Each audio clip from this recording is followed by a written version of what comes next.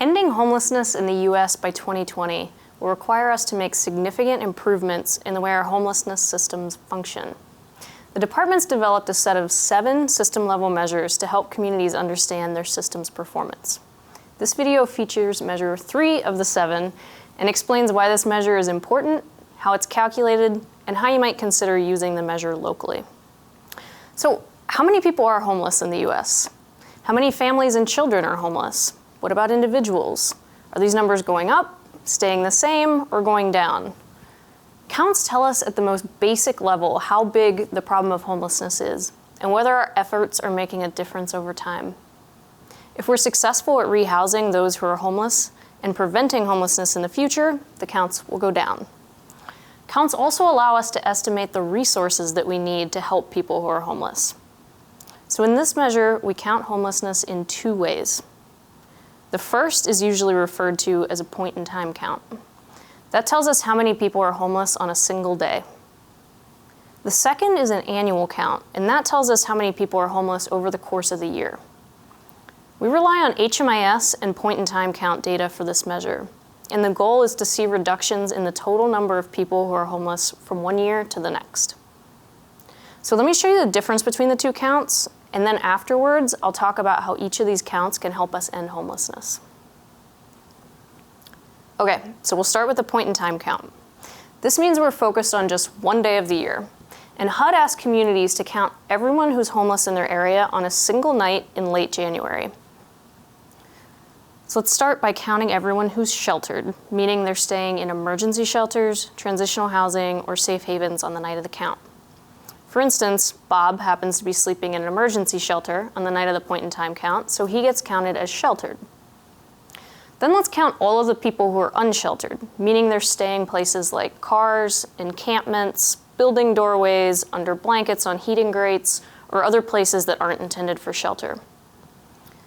The total of the sheltered plus the unsheltered number on the selected night is a community's point-in-time count. While the sheltered count can often be pulled from a community's HMIS, staff and volunteers have to canvass the streets to find and count people who are unsheltered on the night of the count. It takes hard work, and we know that point-in-time counts don't account for absolutely everyone who's homeless on the designated night, but we've learned a lot about how to conduct more accurate counts over the years. HUD has posted links to guidance that may be helpful alongside this video, so please check those out. Now let's talk about an annual count. The annual count tallies all the people who use emergency shelters, transitional housing, or safe havens at any point in the year. So this means that if Barbara is in housing on the night of the point-in-time count, but then uses an emergency shelter later in the year, she wouldn't be captured in the point-in-time count, but would be counted in the annual count. So it can give a more complete picture of bed use throughout the year. Let's look at an example. Say 15 people are sleeping in 3 different homeless projects on January 26th. Then 2 people leave the emergency shelter project on January 27th, and 2 new people come in to stay in those beds.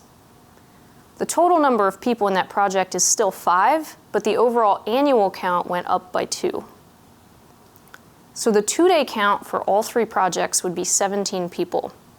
And then we'd check again to see if there are new people on January 28th, and so on, and those people add to the rolling total that increases throughout the year with every new stay. So if Bob comes and stays at the transitional housing project for 1 month, he counts as 1. If Barbara also comes to stay at the transitional housing project, even for a day, now the count is 2, because it's about counting the number of individual people who come into the system, even if that person uses 2 or 3 different shelters during the year. While this sounds tedious, HMIS has made the process of counting the number of people who are served in homeless projects much easier. HMIS data also allow us to understand the length and patterns of people's homelessness, which is not possible from point-in-time data. Annual counts also have their limitations. First, if a project doesn't report data into HMIS, like a DV project, the people served there won't be represented in the count unless the community uses other data or estimates the number of people served in the project.